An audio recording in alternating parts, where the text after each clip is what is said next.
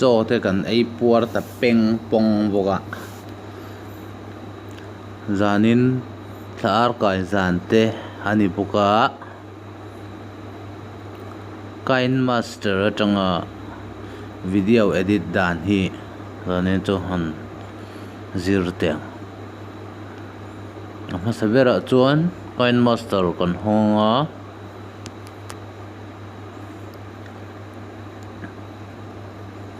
Kinemaster hi hon masak beranga ya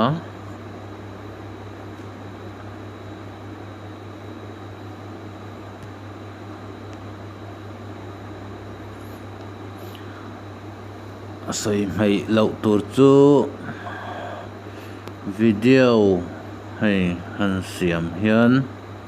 like te subscribe te share te hi lau ti thinanga an video dang te pawh an la siam le zelanga ama sabera chuan helaya hian click tur ania aspect ratio hi sang oma ama saber hi full screen ania ama apan hi na hi atung zong ania apathum na hi square ania a full screen lo a square ang chi khani ta a full screen a hian kan click ang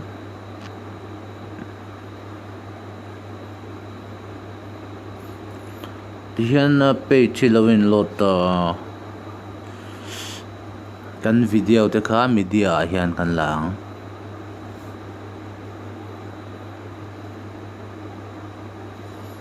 kan video te hi kan la anga hian kan video sem ha sakhi oma hei kan la a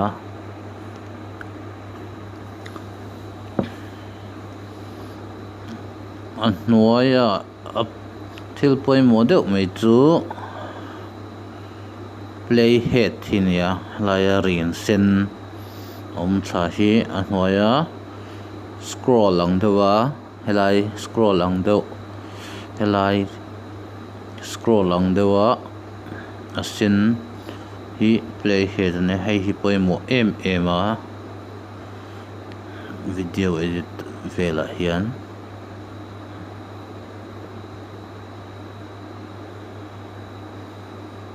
video hi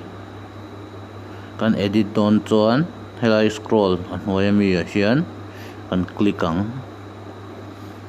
tikhan alo a eng ang khan alo om ta a tikhan a edit thei to ani video hi tan bun amo pai amo kan ti don chuan helaya sakor bok che ang deuh symbol hi kan click anga pathum na split at play head ta hian kan click ang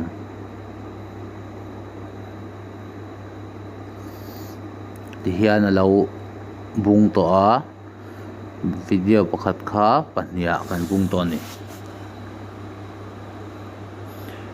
tikhan pahnia kan bung to a trim to the left of playhead ti hi heti tan bun na nia atan na nia trim to the right of playhead ti hi tuna trim to the right of playhead trim to the left of playhead a hian kan lo tan bung hokang hian a video kan tan bung mok mai ni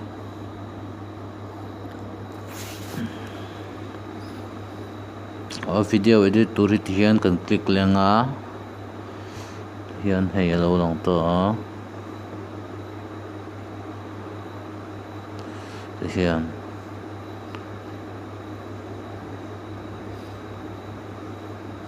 tikhan click lenga helaya layer ti hi kan click anga ti khan lo lang ta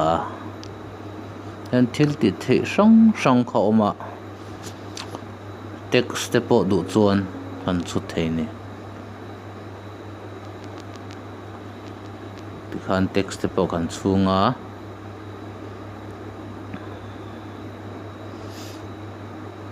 helai hi font ania font hi hrang hi awm ve a tam viau lawa a free a hi chuan ti hian great vibes hi kan hmangang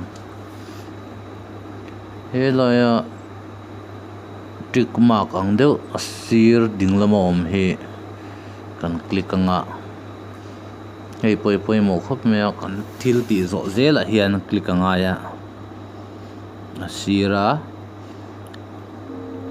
tick mark anga hian kan click ang tikhan font te hi duh chuan font chu kan ti to a font than dah lian deuh chini la hei ti hian font hi lo awm to ni helai mi hi color ania text color kamo ti hian a hring hen dah chini la hei tian text color hi lo awm ta a text a hian thallem thlang zawk ami hi tih len na le tih tet na nia a chhak zawk ami hi heti hian duh angin a dah kual thei a hemi hmang hian ti hian duh hoi zawng in a pot thoi thei a pot koi thei a pawh koi thei ani chu a text a hian click in ti hian dawng angin a son kual thei ani ti hian kan son kual anga helaya dinglam ami dinglam sira tick mark anga hian kan click lenga ti hian lo awm to mai don handwriting te pawh hi helai boka hian layer ti boka hian a ti vek theia kan click ang handwriting hi tikhan luang angin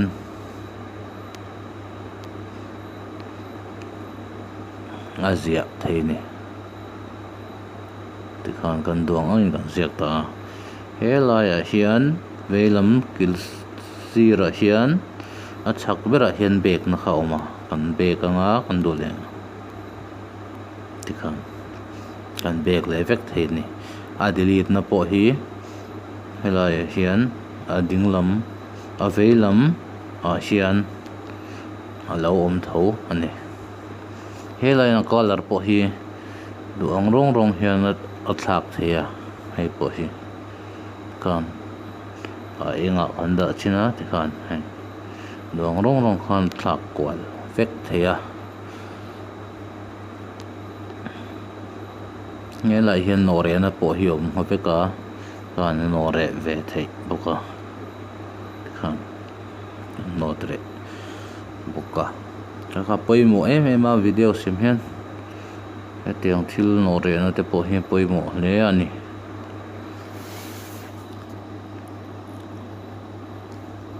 lấy ra bốc cần cắt láng ngay effect để bỏ overlay để bỏ hiểu mà thil rong ở đó thì á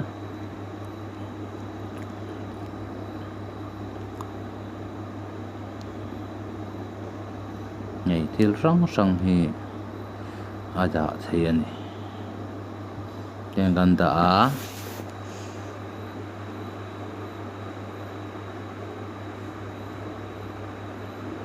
lục khum hi kan da kan pot lian anga dole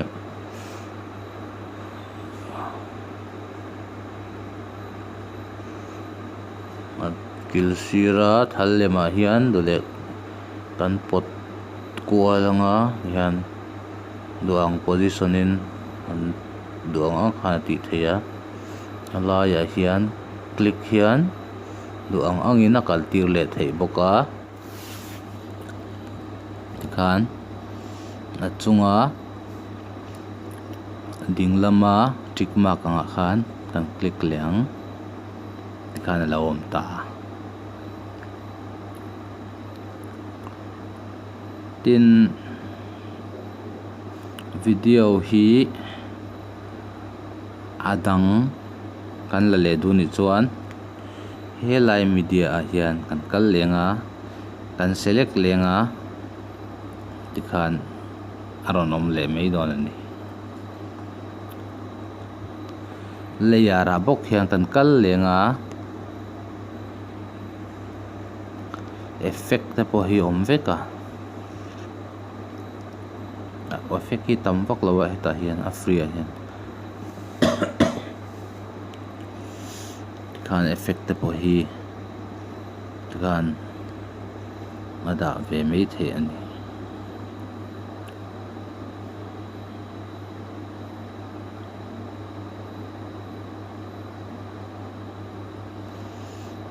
kan effect te po hi ada mai the ya tin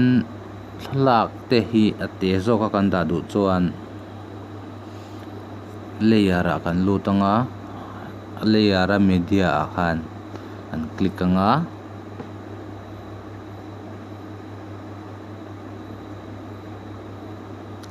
Mizo thiam lem te hi ti hian kan click ang tikhan aron chuak ta heta khan kan du kan ti tenga kan herang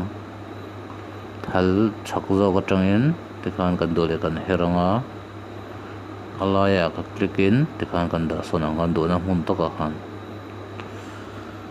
chu dinglam sira tick mark ka khan kan click lenga alawm me tikhan lawm le tamin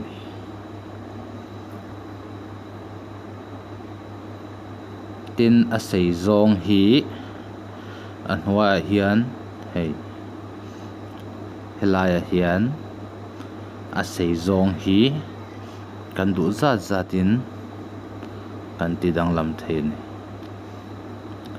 helai milem sei zong hi aom thui zong te hi dule thui tak pokan da theya rei tak pokan da theya dule toy de pon kan ti toy theya asir tang hian zuk khoya ti toy mi turani zuk khoya nol phei mi turani a kan helaya tick mark ang hakan da kan khoi liang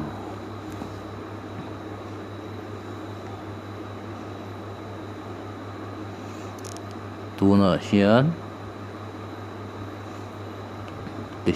milem video a hian audio hi kan du hi kan da thei buka tikhan kan du hi hian kan click anga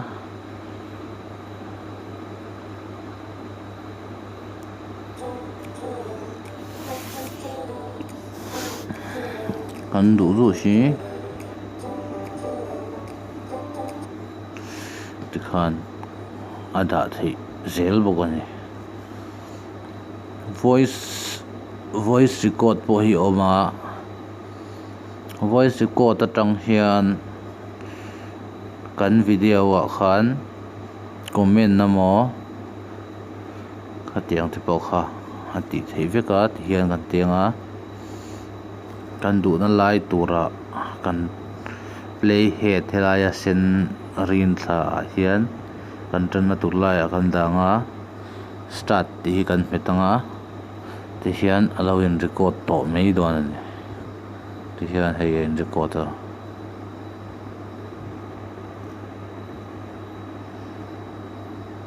khan in record theya allow in record to mai dona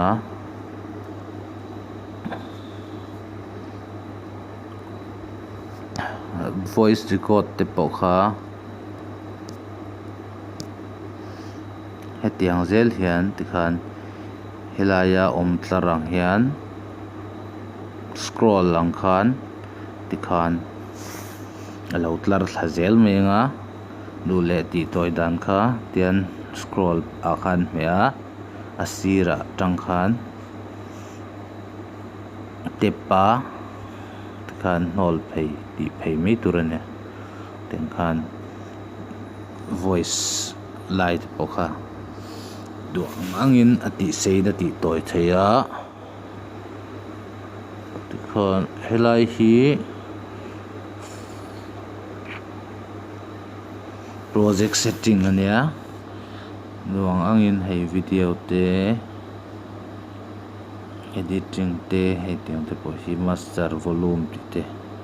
pawh hi setting kha ti thei veka helai atang hian edit dan hi full screen in a en thei bawk ani edit dan hi a full screen in a en thei vek ani kan met lenga pa ngai bawk kha tikhan aron om le me ni pa ngai ang khan tin thla hi thalak hi alak theya nge lai ding avei sira option number 4 a hian ti hian capture and save ti hi oma chung bera hian adang te pawh option dang pawh oma ti hian capture and save hi kan metanga tikhan thla kan la a kha kan gallery a khan ron om to mai dona thumbnail ate kan du chuan khan olsam takin thla kan la to mai don ani audio le voice pokha tiang pok hian helaya mi ang bok hian aron kal zel anga khati toilet ti seite peile pe te pokha ati vek theya til sang sang hi a oma soi kimpo hi harviawang hian media kan lut lenga background sang sang hi oma hei background sang sang hi oma thalem mane hei zanin chu thar kai zan te ni boka ti hian hei background a pawh hian sang oma tikhan background sang sang khan tikhan a top na te pawh kan du le kan zek anga thank you ti te mo tiang tikha tin alaya hian video le video in kara hian transition tap tak da thein oma hei tam khop me hei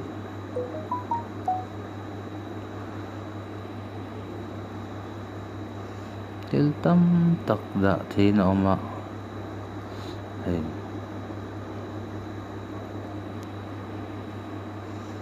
til tam tak kha da thein oma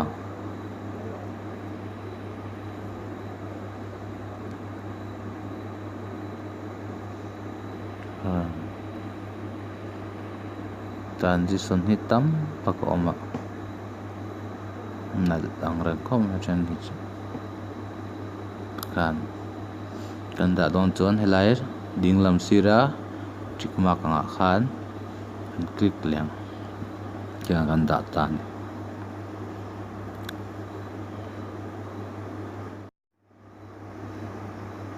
til sang sang hi ati thei veka hei animation te hi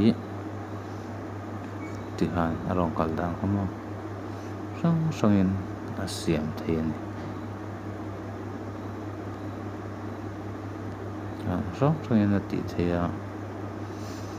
tin anal hleya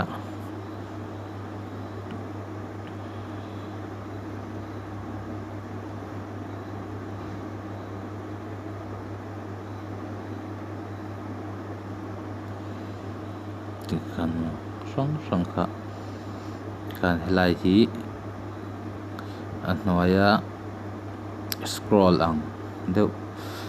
tiang oma tang khan animation te hi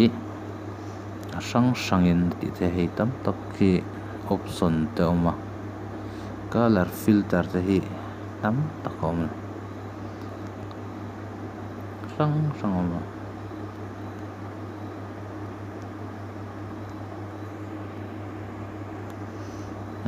sang te pawh hi duh chuan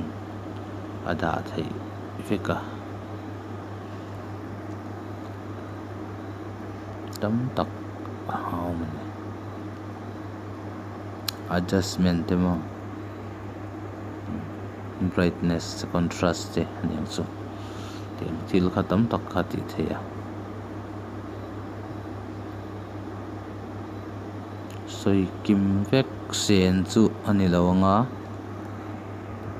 tam tak hemi lo pawh hi ti tur lawm ti thei hi lawm nualang